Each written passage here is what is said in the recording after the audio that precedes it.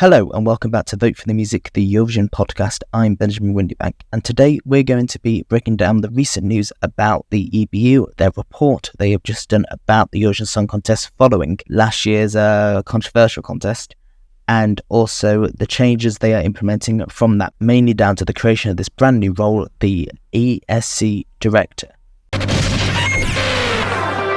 This is to music first, always. We are unstoppable. I hope this contest can live up to its promise and continue to stand for peace and dignity for every person in this world. Thank you, vote for the music!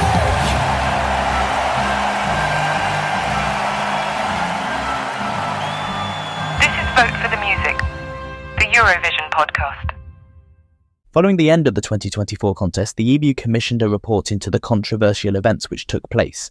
Although they have repeatedly refused to publish this report in full, either publicly or to delegations, the report suggests that the EBU have failed in many ways, most notably when it comes to transparency. See the irony? One of the most interesting changes that has come about from this report is that the role of executive supervisor has been, in effect, abolished. Martin Osterdahl has not been the most popular person this year, culminating in fans booing him and shouting "resign" during the grand final this year. Now he has been handed what is, in effect, a major demotion. The headline is that a new role has been created above the executive supervisor, the ESC Director, who will oversee the work of the executive supervisor and take on 90% of their previous powers. Quietly, the EBU have also revealed that the executive supervisor role has even been renamed to now be called the show supervisor. It's understood that Osterdahl will remain in his position as show supervisor, but this position is a vast demotion with very little power, acting as what is essentially a middle management job. Instead, the ESC Director will be running the Eurovision Song Contest from now on. A second role has also been created alongside the show supervisor role called Head of ESC Brand and Commercial. This seems to be a response to the fact that the EBU's communications this year were incredibly poor, with every one of their press releases being perhaps the worst possible thing a brand could say in any given situation, and only ever further antagonised people and made everything far worse than it needed to be. The EBU have published a list of responsibilities for the ESC Director, so let's take a look at just what they'll be doing when appointed. They will oversee the strategic direction of the ESC brand and define both short-term and long-term operational goals, with the ESC spokesperson be the lead speaker for both the brand and the event, unless it escalates to the DDG Media Director / DG. Be responsible for bringing all relevant information related to the development and progress of each year's ESC to the EBU management, in addition to general related ESC matters that might be of importance or can cause reputational damage to the ESC brand and the EBU. Maintain broad contact with all the public broadcasters and is available for advice, consultation and support throughout the year. Develop networks of senior and recognised leaders in the industry, international organisations and members. Be responsible for driving innovation and identify opportunities for new studies, trends, development and new services related to ESC. Be in charge of the long-term strategic development of the ESC, its brand and brand-related initiatives. Additionally, in order to be applicable for this role, they will need to have the experience of 15 years in the broadcasting environment with a broad knowledge of the role of PSM, strong leadership with at least 15 years of proven experience in people management, outstanding stakeholder management experience in complex and multicultural environments, background as a high-level media professional, comprehensive experience in complex entertainment TV productions, events, digital development and storytelling, strong resilience and solid stress management skills. Sound judgment and political sensitivity are critical to take judicious decisions under high pressure. Strong diplomatic and communication skills, confident, articulate and professional speaking abilities. Strong cultural and political understanding and mitigation is key. Must have senior management experience and be able to lead others in high-demand situations. Excellent written and verbal communication skills in English and other languages are an asset.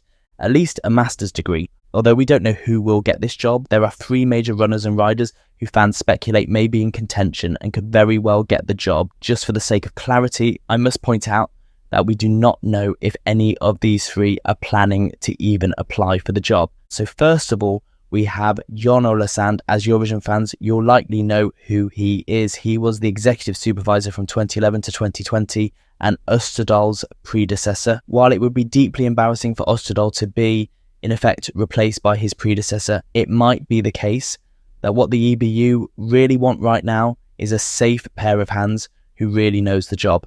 Sand is exactly that. He knows this job. The question is whether Sand would want to do it. It was clear after a decade he was tired and ready to move on, but perhaps a few years away, and the fact he'd really be needed right now could flare up his sense of public service and persuade him to take on board the job. If he was interested and up for it, then he'd be a very real possibility. Secondly, we have the one fans are talking about the most. That is Christer Björkman.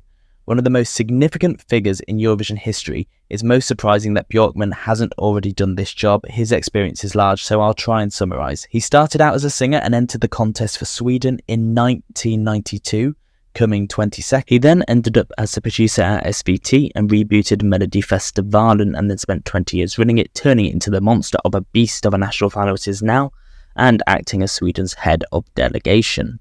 He worked on the Eurovision Song Contest as show producer in 2013 and then again as contest producer in 2016, 2017, 2018, 2019 and 2024. He has also already been hired by the Swiss broadcaster to act as contest producer in 2025 as well. On top of all that, he was the leading executive producer on the American Song Contest and the driving force behind making it happen. He even appeared in the grand final of the ESC, just like Österdahl, with his own catchphrase, which was "Make it happen."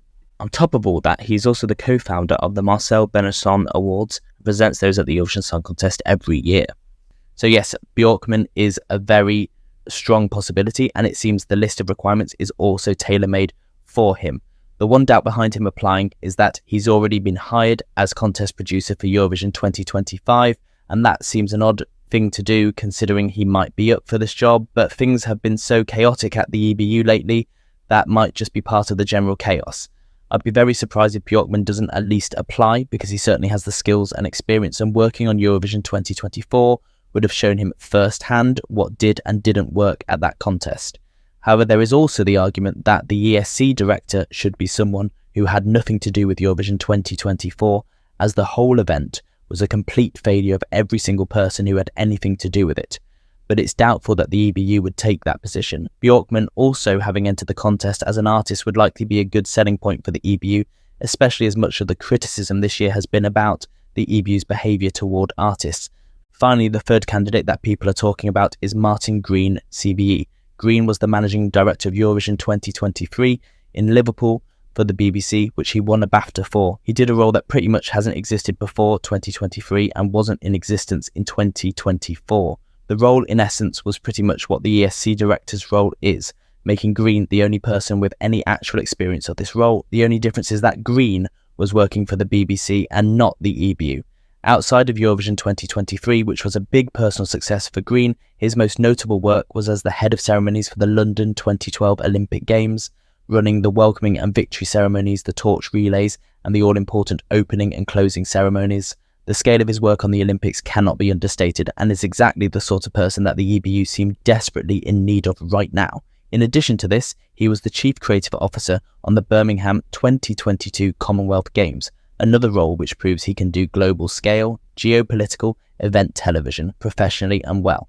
To read directly from Green's LinkedIn, he is an accomplished leader and architect of major events in the UK and abroad, highly skilled negotiator and ambassador in public and corporate arena, analytical approach to operational issues, having the ability to conceptualize and think laterally, developing and implementing cultural strategies, leveraging existing opportunities and introducing innovative and fresh ideas, inspirational leader, managing diverse workforce, stakeholders, and building outstanding internal and external communications. If Green applies, I'm sure he'd be the one to get it. He seems exactly what the EBU need after Eurovision 2024. He'd be perfect for the role. The only thing that stands in the way, I'd say, is the fact that Green is currently employed by T8 as their Vice President of Global Live Events, and he only started the job earlier this year. That could potentially lock him out of applying for a new job right now, which would be a great shame. However, I don't know the technicalities of his contract or his current state of mind when it comes to the Eurovision Song Contest. He would be the ideal choice though. So, with a closing date of the 9th of August, I would guess we won't get any public announcement of who the ESC Director will be until late September or early October time. Until then, I believe Österdahl is continuing to oversee preparations for the next contest, which we now know will take place in either Basel or Geneva. So thank you so very much for listening to this episode of Vote for the Music, the Eurovision podcast. If you want to stay up to date with us, you can follow us on Spotify, Apple Podcasts, Amazon Podcasts, wherever else you may get your podcasts. And that does include YouTube, where you can subscribe to us, leave a comment down below, or give us a like. You can also leave comments on Spotify now. Yes, that's a new feature. You can do that. Go do it. But until the next time, thank you so very much for listening. And remember to vote for the music.